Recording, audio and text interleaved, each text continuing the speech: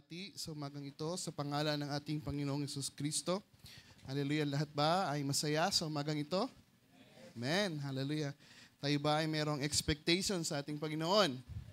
Hallelujah. Today ay sinatawag nila na Palm Sunday.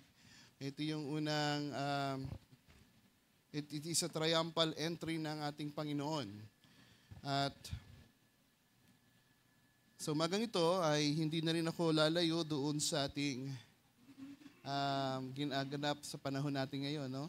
Ang Palm Sunday, but hindi naman natin ito traditional na sineselebrate, kundi ito ay ating inaalala kung ano ang significant ng Palm Sunday at kung ano ang gagawin ng Panginoon at kung ano ang nais ng Panginoon sa ating buhay. Bakit ito ay inaalala natin? Ano ba ang maitutulot na maganda para sa ating buhay, ang mga bagay na ito nating pag-uusapan? Anyway, bago tayo ay magpatuloy, gusto ko munang tayo ay magbasa ng kanyang mga salita bilang magiging isang pundasyon ng ating pag-aaralan sa umagang ito. Hallelujah. At ating bubuksan ang Book of Luke, chapter 19, verses 29 hanggang 40. Luke chapter 19, verses 29 hanggang 40. So ito ang ating aralan. Ang context nito is the triumphal entry ng ating Panginoong Jesucristo. That's the context. Now, basahin natin. Bago mo na yun, makikita natin ito sa iba't ibang chapter or book ng Biblia. Makikita rin natin ang context nito sa Matthew chapter 21, verses 1 hanggang 11, Mark chapter 11, verses 1 hanggang 11, and John chapter 12, verses 12 hanggang 19. So mas maganda kasi kung ating itong may jot down at may compare, sapagkat hindi lahat ng mababasa natin sa Book of Luke chapter 19 ay nandun na lahat ang kabuuan ng triumphal entry ng ating Panginoon. Alam niyo ba na habang aking ito kino-compare at binabasa at minemeditate, may mga passage sa scriptures pala na may mga kulang sa iba sa book na ito, no? So ating pag-aaralan ito sa umagang ito. Hallelujah. Okay, babasahin ko na po sa verse 29. And it came to pass, when he was come nigh to Bethphage and Bethany, at the mount called the Mount of Olives, he sent two of his disciples. Now, I want you to take note of this, sapagkat sa ibang salin, gaya ng aking nasabi, sa Matthew chapter 21 at saka sa Mark chapter 11, take note, when they came nigh to Jerusalem. Ibig sabihin, malapit na sila sa Jerusalem. So, sabi nila, ang Bethphage at ang Jerusalem ay it only to take 2 miles. Kung lalakarin ito ng ating mga literal na paa, ay tatagal lamang ng 45 minutes na paglalakad at makakarating na doon sa Jerusalem. At he sent 2 disciples. Can you imagine na bago ang isang triumphal entry ng ating Panginoon, lagi siyang may pinapasugo ng mga disciples upang maghanda ng kaniyang triumphal entry sa Jerusalem. By the way, si Jesus ay ang kalagayan nito ay kaniyang finufulfill ang propesiya ng Zechariah chapter 9, verse 9. Ang ating Panginoon ay isa sa mga aking na-share ay isa siya, hallelujah, na lahat ng sinabi ng Diyos ay kaniyang pinufulfill. I remember in the book of 2 Corinthians, I believe, ang sabi doon sa 2 Corinthians, lahat ng propesiya o lahat ng pangako na sinasabi ng Diyos noong una pa man in the Old Testament, ang ating Panginoon, ang kaniyang sagot palagi ay, yes, O God. Yes, Lord. At kung titingnan natin sa pinakadetalye nito, ay may nakalagay dito na sa 2 Corinthians chapter 1, verse 20. Sa ibang salin, ang sabi dito, certainly, Christ made God's many promises come true. For that reason, because of our message, people also honor God by saying, Amen. So, kung tatagalogin natin, si Kristo, ang ating Panginoon, alam niya ang propesiya na sinabi sa Old Testament ng mga propeta. At ang kanyang layunin ay i-fulfill ang lahat ng mga propesiya na sinabi ng mga propeta, na sinabi ng Diyos sa propeta. At ang kanyang laging sinasabi, yes, Lord, aking i-fulfill ang lahat ng mga scriptures pertaining about me. No? So Hebrews chapter 10, verse 7, as a supporting verse, nating pwedeng ilagay. Then I said, here I am. Ganun siya ka-willingly na gawin ang kalooban ng Diyos. It is written about me in the scroll, I have come to do your will, O God. Okay, so babalik tayo sa kalagayan nito. So ang triumphal entry, ito ay hindi lamang aksidente, kundi ito ay pinofulfill niya ang kalooban ng Diyos Ama. Hallelujah. Bilang isang hari. Now, si Jesus, tanggap niya sa kanyang sarili, He is a king. Kaya ang sabi niya kay Pilato, noon sa John chapter 20 ba yun? Ang sabi niya, kung ako ay hari, pwede ako magsugo ng aking mga alagad upang ako ay iligtas sa kamay mo. Ngunit ang aking kaharian ay hindi dito sa lupa, kundi ang aking kaharian ay sa langit. So nakikita natin kung ano ang kanyang sinasabi. Ibig sabihin, pinoproclaim niya na siya ay hari. Okay? At sa pagpapatuloy, mas maganda kasi yan upang ating mailatag ang ganyang kaisipan sapagkat ang ating Panginoon, okay, basahin natin yung sinabi kanina, no? Sa John chapter 18, verse 36. Sabi niya kay Pilato, Jesus said, my kingdom is not of this world. If my kingdom were of this world, my servant would have been fighting that I may not be delivered over to the Jews. But my kingdom is not from the world. So, alam niya ang kanyang kalagayan bilang isang king.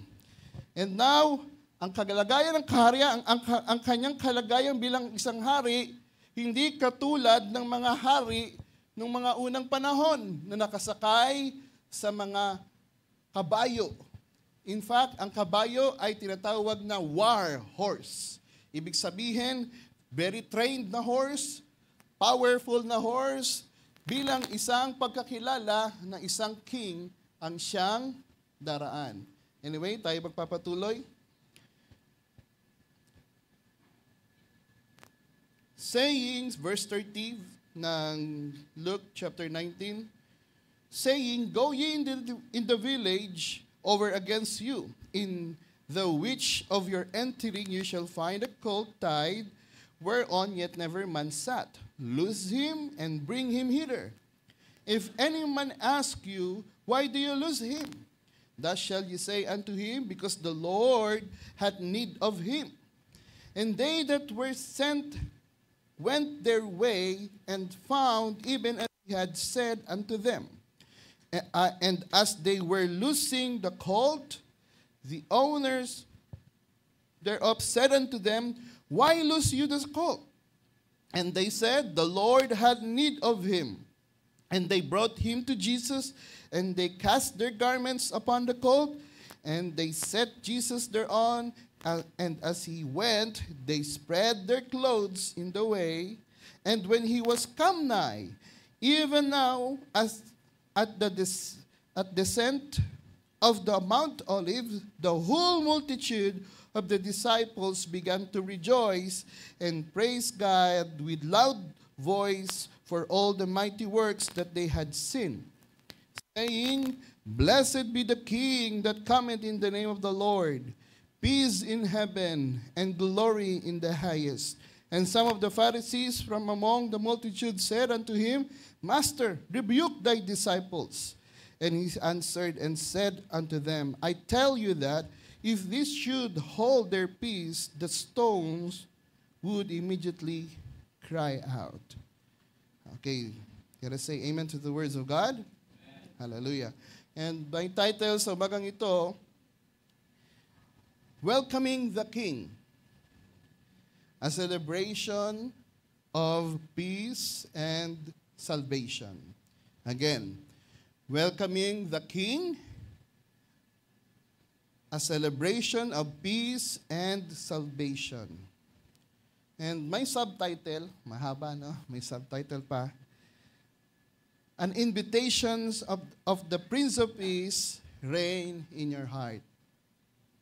Okay, an invitation to let the Prince of Peace reign in your heart.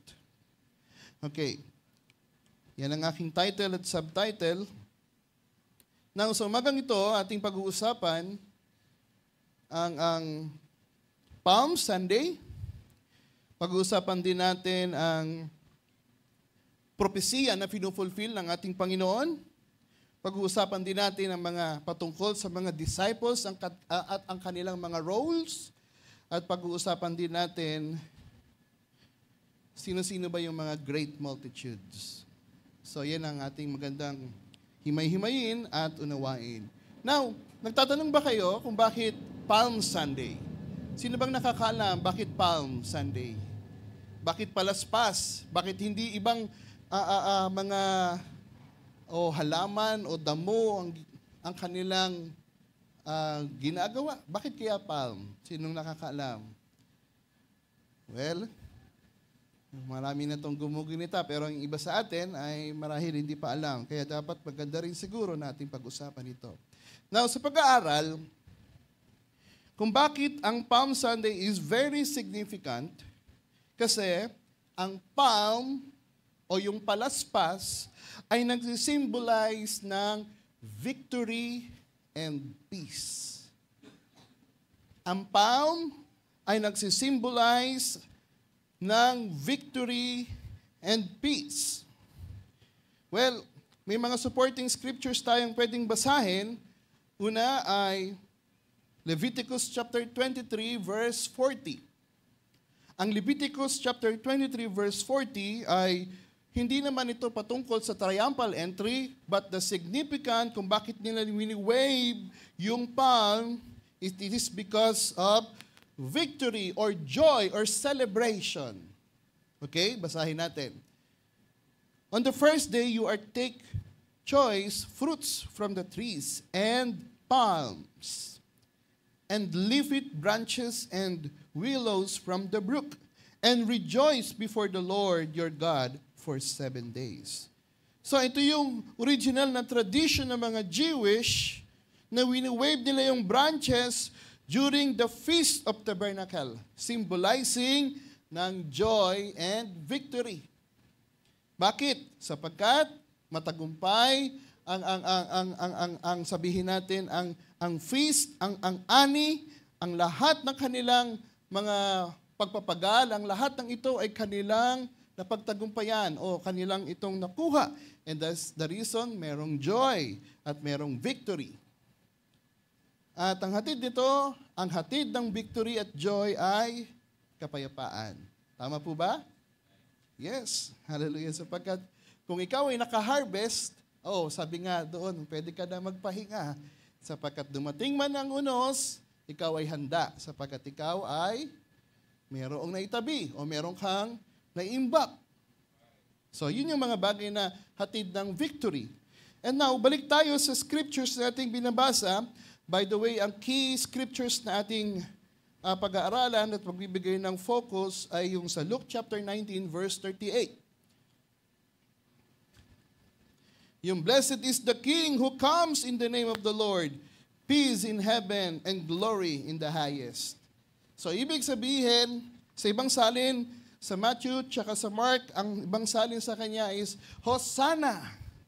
So diyan sa Luke ay walang Hosanna. Siguro mas magandang nating kunin ang passages ng scriptures ng Matthew 21 at saka ng Mark. Sapagkat ang hosana ay may pinapatungkol ito sa kalagayan ng isang, sabihin natin na kanilang tinatawag. Ang hosana sa ibang Hebrew translation, ang katumbas na meaning nito ay save please or save now. Ang hosana sa Hebrew word, ang sabi dito is Hoshana. Ang ibig sabihin ay save. Please, save now.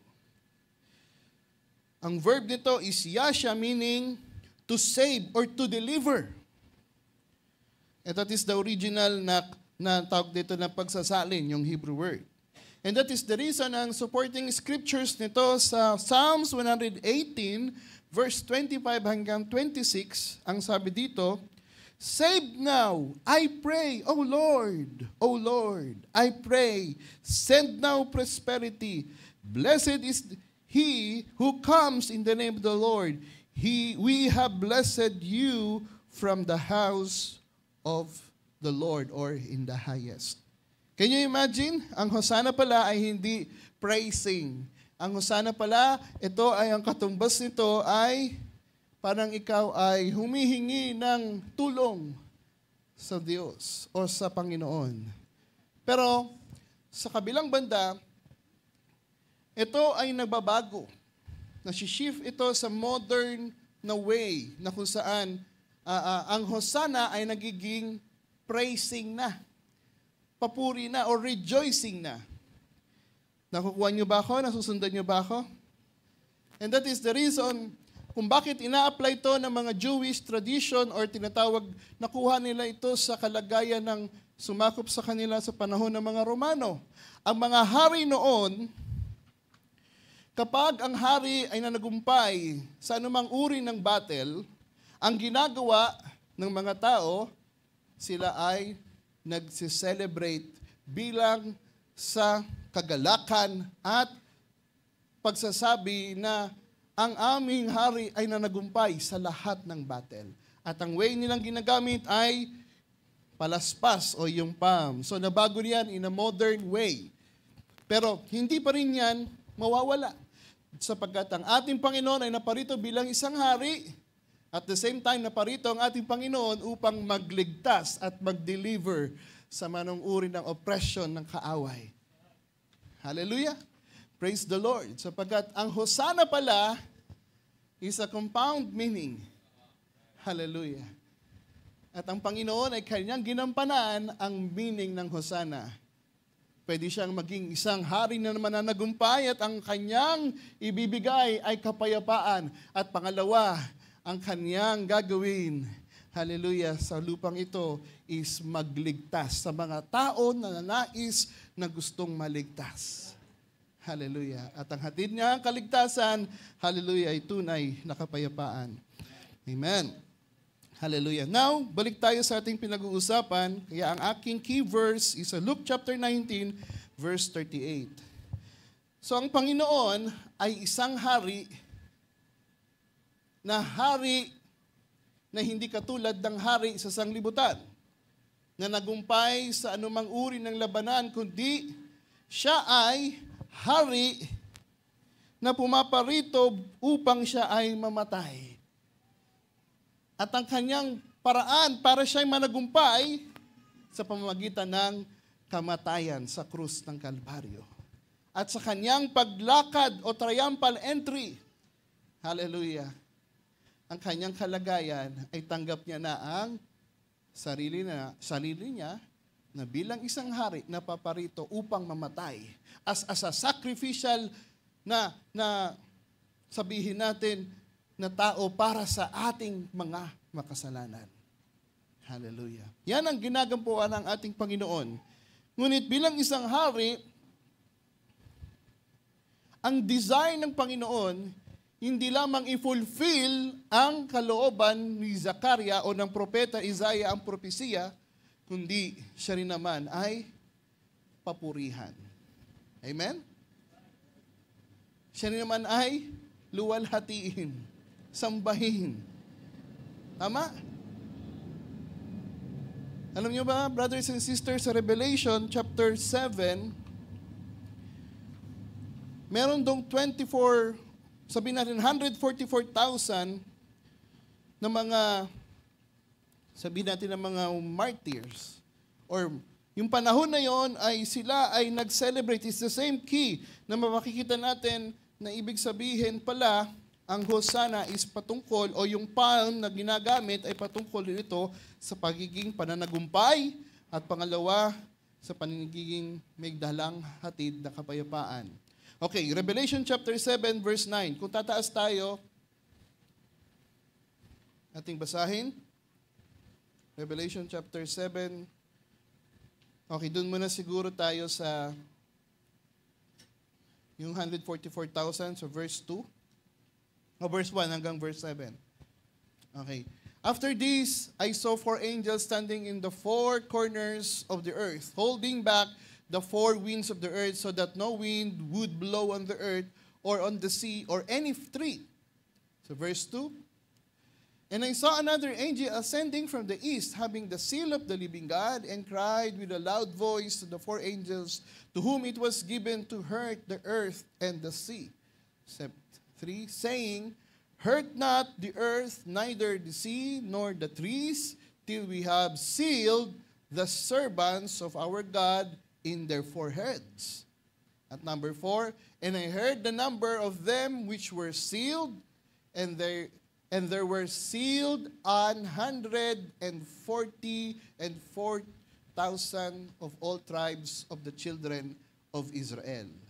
Now, punta na tayo sa verse 9. Alam natin yan, sa mga bawat tribo, may mga 12,000 na mga bawat mga representative na mga Israelites. Pero sa verse 9, and after this I beheld, and lo, a great multitude, which no man could number, of all nations and kindreds and people and tongues, stood before the throne and before the Lamb, clothed with the white robes and palms in their hands.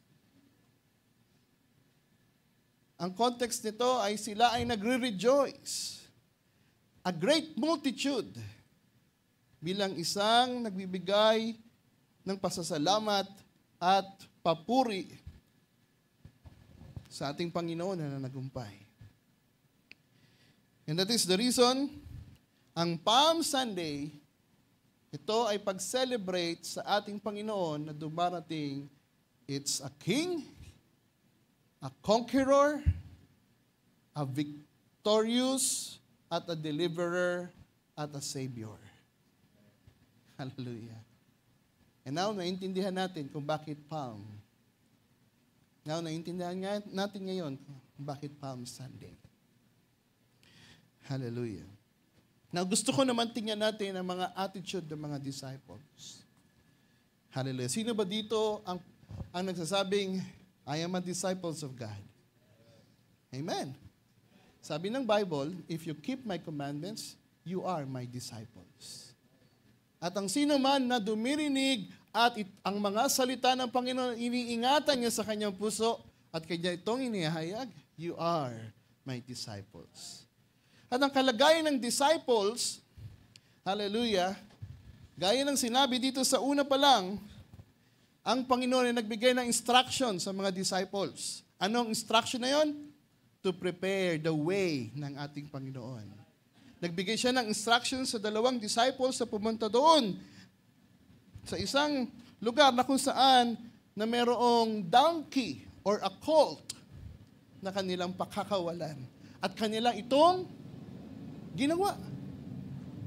At meron din siyang mga sinugong mga disciples doon sa una upang pumunta ng Jerusalem at upang sabihin natin to make influence at sabihin natin na magsabi sa mga katauhan na malapit na dumating ang Panginoon. Okay. In the second coming kaya, sa paraan niya pagdating niya kaya ngayon, sino kaya mga disciple na maghahanda sa mga sangkatauhan? Hallelujah. And God gave us an instruction. Madalas nating inaawit, this is the days of Elijah. Diba? Sabi doon, Si Elijah na nag-prepare ng way. Hallelujah. Alam natin yung tinatawag na Elijah na yan. At meron din tinatawag ngayon sa huling panahon, meron siyang mga sinugo na magpe-prepare ng daan ng Panginoon. Hallelujah. At ang kanilang gampanin ay napakainam. Ang kanilang sasabihin, merong Panginoon na darating, a victorious one, a mighty conqueror, a savior and a deliverer. Hallelujah. At ating gawin, hallelujah, ang kalooban niya sapagkat, hallelujah, kapag siya ay iyong tinanggap sa iyong buhay, ikaw rin naman ay magiging mananagumpay. At merong kapayapaan. Alam niyo, brothers and sisters, sa pag-aaral, ang kapayapaan, gaya ng aking sinabi, ang dala-dala niya is victory and peace.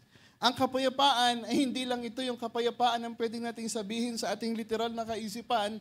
Ang kapayapaan sa akin ay walang problema. Ang kapayapaan sa akin ay sabihin natin, tahimik. Walang maingay. Pero alam nyo ba, ang kapayapaan na hatid ng Panginoon ay iba doon sa iniisip natin. Ang kapayapaan na hatid ng Panginoon, hallelujah, is sabihin natin spiritual na kapayapaan. Sapagkat kahit in the times of your trouble, meron kang kapayapaan. O ang mundong ito ay pasama ng pasama. At ang panahon natin, hallelujah, sabihin natin, ang oppression o pagpapahirap, ang panahon ay pahirap ng pahirap. Pero, sino nagsasabi riyan na tumanggap sa ating Panginoon, kahit na may ganito tayong nararanasan, meron kaming kapayapaan sa iyo. Hallelujah. And that is the joy na inyong daladala. And that is the reason kahit kamatayan ay hindi kayo mapipigilan sapagkat alam natin meron tayong kasiguraduhan at hindi tayo taga rito, tayo ay lamang ay mga pilgrims. Tayo ay mga strangers. Hallelujah. At yan ang hatid ng Panginoon. Well, maraming mga supporting scriptures na pwede nating ibigay para sa pag-aaral at ito'y napakainam nating i-jot down mainam. Gaya na lamang ng sabi ng Panginoon in John chapter 14 verse 27, sa buong mundong ito, sa sanglibutan ito, wala kayong tunay na kapayapaan. But, sabi ng ating Panginoon, my peace I give to you. Hallelujah. 2 Thessalonians chapter 3 verse 16, now may the Lord of peace himself give you peace at all times, in every way. The Lord be with you, or be with you all. Hallelujah. At all times. There's a times of difficulties, troubles, trials, sufferings, circumstances sa ating buhay. May mga times sa ating buhay yan. Pero ang hatid ng Panginoon, hallelujah, pag iyong tinanggap siya, ay mayroong kapayapaan. Hallelujah. Napakainam nating pag-aralan yan. At isang hari, hallelujah, na pumaparito, gaya ng ating Panginoon, sa Isaiah chapter 9 verse 6, He is the Prince of Peace. Hallelujah.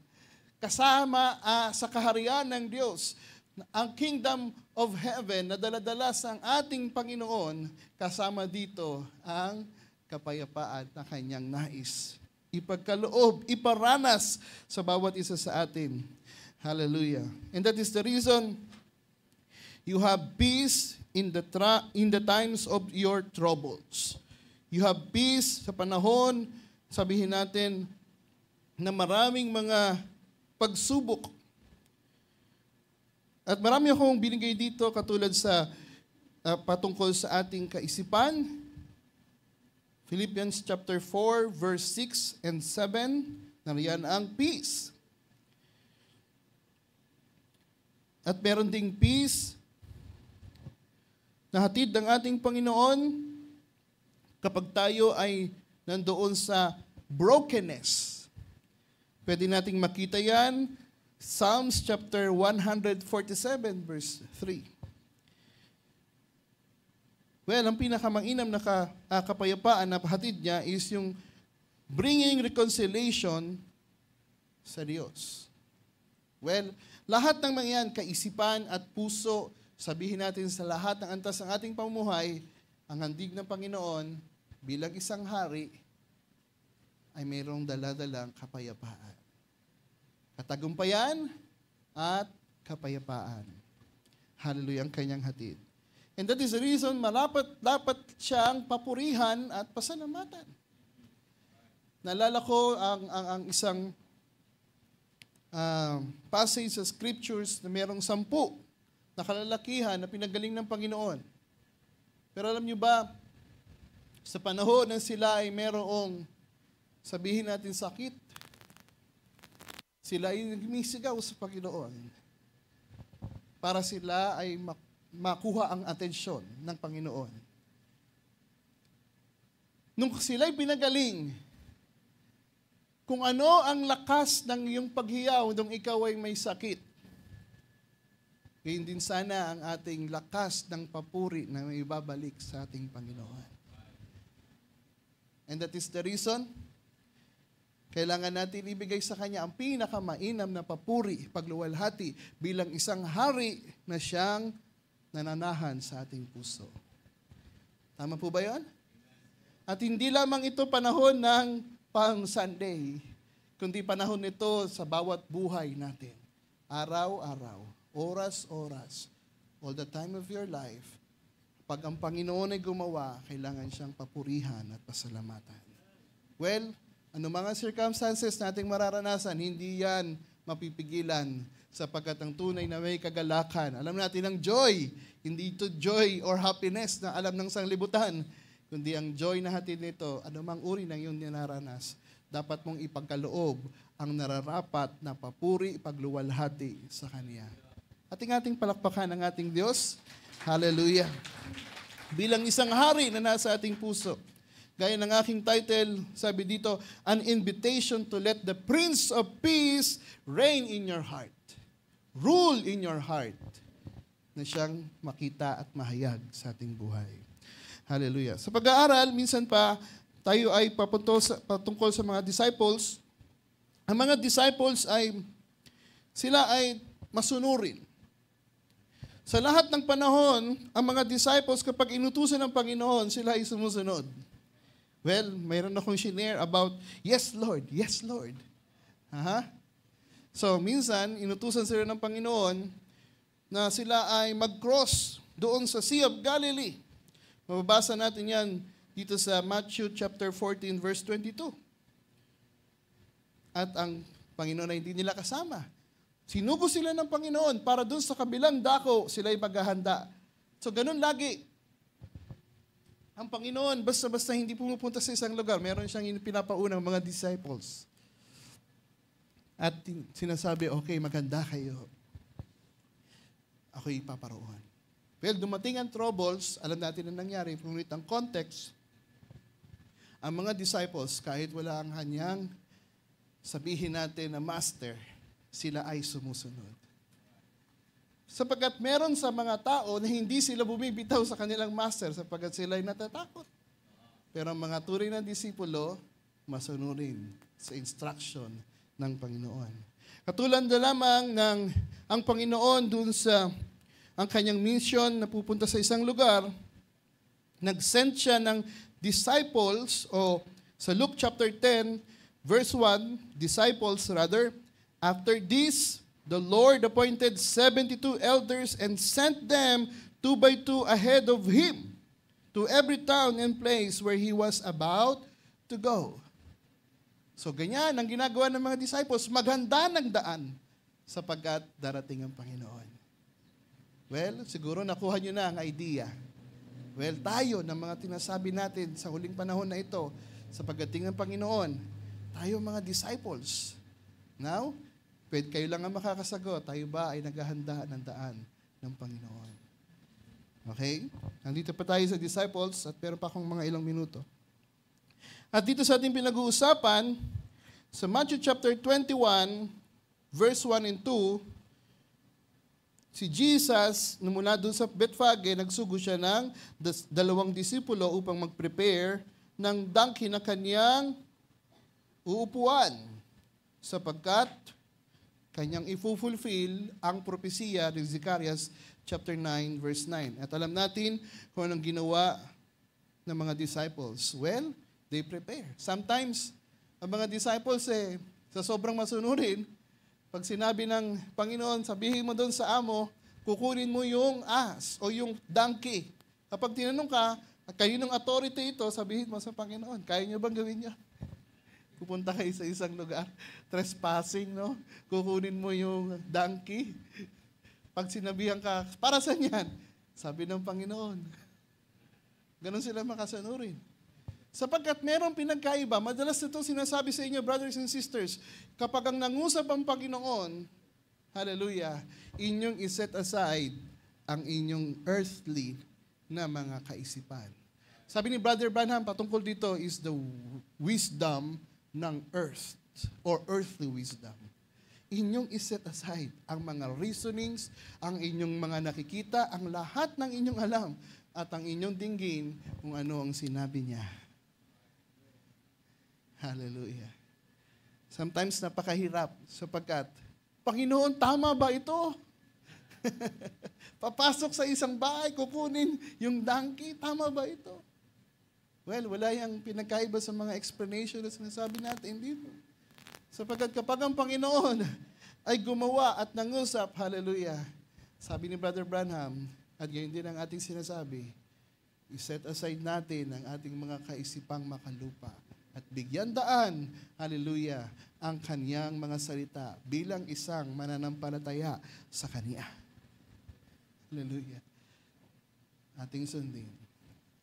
So marami pang gusto kong ibigay ng mga example, ngunit dahilan nito yung Bible study, marami tayong dapat pag-aralan at bigyan pang pansin. Okay. Sa ating pag-aaral, hallelujah, aking itong binigyan ng pansin. The time is very limited. The time is very short. Kapag ang Panginoon nagbigay ng instruction sa disciples, akala ko dati, it will take 5 days, 7 days para yung mga disciples ay pumunta doon sa Jerusalem para i-gather ang mga tao, ngunit hindi pala. Gaya ng aking sinabi, mula Bethphage hanggang Jerusalem, hallelujah, ay 2 miles lamang at pwedeng lakarin within 45 minutes. Pero dahilan ng Panginoon ay nagutos pa sa mga disciples na kumuha ng mga asno, actually dalawa to. Ang donkey na kanilang kinuha is dalawa. Nagsisimbolize ng humble at pangalawa ay kapayapaan. And that is the reason ng kanyang inupuan na fulfill niya ang Zechariah chapter 9 verse 9 na ang inyong hari na pumaparito ay humble. Sapagkat kanyang fulfill ang ganong kalagayan bilang isari. Oh, greatly rejoice, O daughter of Zion. Shout, O daughter of Jerusalem. Behold, thy king cometh unto thee. He is just and having salvations, lowly and riding upon us. Lowly, oh hallelujah, and riding upon an ass and upon colt, the foal of an ass. Hallelujah. At ang Panginoon ay, sabi dito, mula doon sa kalagayan sa Bethphage, ang sinasabi ng mga nag-aaral, only 2 days. Imagine 2 days lang.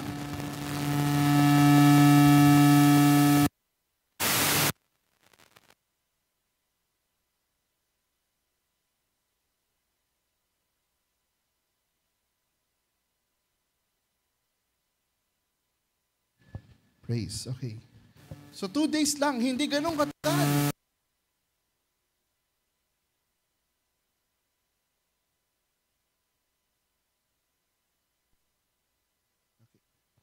Okay. Praise. Okay, so ganun lang kabilis. So, kapag pila nagbigay ng instruction ng Panginoon para sa mga kaluluwa, para maganda ng kanyang daan, hindi ito matagal, kundi ito ay napakaiksing panahon lamang. At tayo ay nandito na sa panahon na ating sinasabi na maiksi na lamang. Hallelujah. When there's time is very limited, hallelujah, ang mga bawat disciples talagang sabihin natin ay nagdo-double effort. Pero alam nyo ba, ang ginawa ng mga disciples ay Kung babasahin natin ito ng maigi at ating uunawain, katulad ng sinabi dito, sa Matthew chapter 21, verse 9. And the multitudes that went before. Tandaan natin, merong nauna. Ito yung dami ng mga tao. And the multitudes that went before, and also yung mga sumusunod sa kanya, tandaan natin, merong mga pinauna, at merong mga sumusunod sa kanya, sila yung nagsabi, Hosanna to the Son of David, blessed is he that cometh in the name of the Lord. Hosanna in the highest. Sila yung unang gumawa nito. At sa panahon ng pagdating nila sa Jerusalem, ito ay panahon ng Passover. So maraming mga tao na naparoon tuwing Passover na ginagampanan doon sa Jerusalem. Merong mga tinatawag na mga Galileans at meron din ibang mga, nandun din ang mga Pharisees. So napakadami. At mula sa mga disciples, yung mga nauna, at mula sa kanila na makasama ng Panginoon, ng mga disciples, sila yung nag-create ng, sabihin natin, ng papuri sa Panginoon. Nakukuha ninyo? Sila ang nag-influence sa karamihan. Okay, nakukuha ninyo?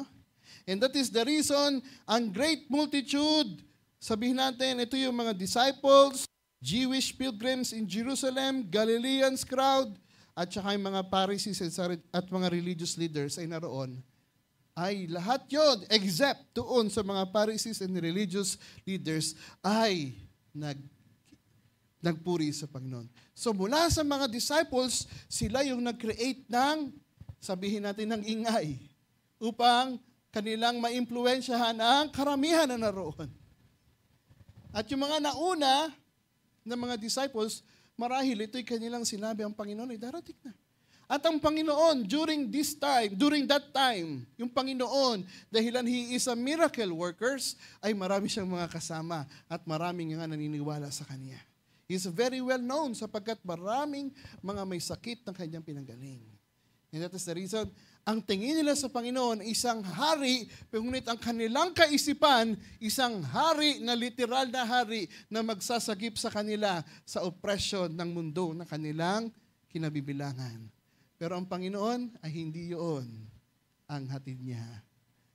Sabi ng John chapter 18, ang aking kingdom ay hindi dito sa lupa, kundi ang aking kingdom ay sa langit.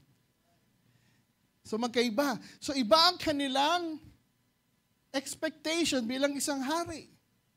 Akala nila sasagipin sila. Pero tingnan ninyo, nung panahon, after ng triumphal entry ng Panginoon, doon tumawid sa next, sabihin natin sa crucifixion. Ilan na ba yung mga nagpuri sa Panginoon na nandoon panahon ng crucifixion? Halos wala. Lahat sila nagkalasan. Bakit? Sapagkat hindi hayag sa kanila ang pumaparitong hari. Marahil sila ay naging gaya-gaya lamang. O yung iba ay na-impluwensyahan lamang. So nakikita ninyo kung anong aking dinadrive sa mga panahong ito. Well, and that is the reason kung babasahin natin ang Luke chapter 19, kung babasahin nyo ang verse 41 and verse 42. Ito ang sabi ng Panginoon. And when He was come near, He beheld the city and wept over it, saying, If thou hadst known, kung kanilang nalalaman lamang, even though at least in this day, or in this thy day, the things which belong unto thy peace, but now they are hid from thine eyes. O kaya pala umiyak ang Panginoon. Sapagkat, oh yes, maraming nagpuri sa Kanya, pero alam niya kung sino yung totoong nagpupuri sa Kanya. Alam niya kung sino yung totoong nagluluwalhati at sumasamba sa Kanya at nagbibigay ng praise sa Kanya.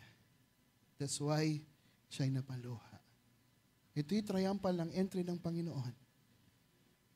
Pero may mga disciples na hayag sa kanila kung sino ang Panginoon. Sila yung mga nag-create ng impact. At to the point na sila yung nag-umpisa, nung pagkakuha ng donkey, sila yung nag-umpisa na kanilang nilay down ng kanilang mga garments na tatapakan ng donkey. Bakit? Pagrespeto, pagkilala sa kanilang Panginoon na hari. Hallelujah. Na magliligtas sa kanila. Hallelujah. At from sa mga disciples, nakita natin ang kanilang pagmamahal sa Panginoon. At kanilang ginawa ang lahat. Ngunit, pagdating ng panahon, yung mga disciples o yung mga karamihan na sumusunod sa Kanya ay hindi rin nakaabot sapagkat sila ay sabihin natin, papuri dito sa panahon ngayon. Sa darating na araw, sila rin ang magsasabi, crucify Him. Oh my. Oh my. Nakukuha ninyo? Sila na nagpupuri, sumisigaw, Hosanna! Hosanna! To the King. Sila rin ang sumigaw, crucify Him. Oh my. Nakakalungkot. Sino bang hindi iiyak niyan? And that is the reason ng Panginoon, bago siya makakbang patungo sa Jerusalem, siya yung umiyak. Sapagkat sabi niya, kung alam lang nila ang mangyayari. Naitago sa kanilang mata ang mga pangyayari na magaganap. Now, gaya ng ating pinag-usapan, wala ng oras, napakasarap pag-usapan ito. Maraming mga feel ang Panginoon ditong propesiya. Katulad ng Psalms 118. At yung bato na sabi ng Panginoon sa mga Pharisees, kung pipigilan ko sila, edi yung mga bato ang siyang magpupuri o umiiyak. Yan ay pinulfill ng propesiya nandoon sa Habakuk. Can you imagine yung mga pananalita ng Panginoon? Hallelujah, hindi lamang ito sabihin natin, pumasok sa kanyang kaisipan, kundi merong laman ito na kung saan ako kanyang sinabi in the Old Testament. Kung ano yung mga propeta na nagsabi in the Old Testament. So sa akin nakita may 3 propesiya na kanyang pinulfill dito sa triumphal entry. Hallelujah. So ganoon ang Panginoon. Kanyang ginagawa ang lahat ng propesiya patungkol sa Kanya. Sabi sa Hebrews chapter ating binasa kanina, He delight Himself to do the will of the Father. At sa 2 Corinthians chapter 2 verse 13, sabi niya, sa kalagayan na yon, ang kaniyang gagawin ay lahat is fulfill ang lahat ng kalooban ng Diyos patungkol sa akin. Hallelujah. At ang mga alagad, nakuha nila ang attitude ng ating Panginoon, sila rin naman ang mga nag-fulfill ng paghahanda ng daan sa pagbalik ng ating Panginoon. O pagdating ng ating Panginoon rather. At sa huling panahon na ito, is the same thing nang makikita sa kalagayang senaryong ito pag dumating ang Panginoon, may mga disciples, hallelujah, na alam nila ang pagdating ng Panginoon. Alam nila ang kanilang isasambit na papuri, pagluwalhati, pagsamba, at ito ay hindi lihim sapagkat sa kanila hayag ang lahat ng mga ito. Bilang Panginoon na hari ng kanilang buhay at bilang isang Panginoon na nagumpay. At alam niyo ba, brothers and sisters, bago ko bitawan sa huling mga talata, ang 1 John chapter 5, faith is our victory. Hallelujah. Sa ating pananampalataya sa ating Panginoon, yang hatid na yan ay katagumpayan. At kailanman, pag tayo sumampalataya, tayo ay hindi mapapahiya.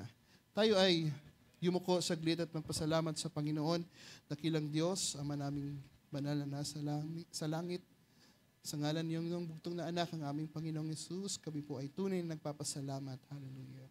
Aming Panginoon, inaalala ang araw na ito, Lord, ang Palm Sunday, na kung saan ikaw ay pumaroon sa Jerusalem, na iyong ipinakita na ikaw bilang isang hari na handang mamatay, hindi hari na nagumpay sa sanglibutang ito sa paraan ng kaisipan ng tao sa pamamagitan ng lakas, sa pamamagitan ng mga iba't ibang mga uri ng sandata, ngunit ikaw ay naparito as mababa, meek, hallelujah, na hari na kung saan pumarito ka upang ikay mamatay alang-alang sa amin, hallelujah, upang kami ay maligtas, upang kami ay magkaroon, maibalik ang relasyon sa Diyos.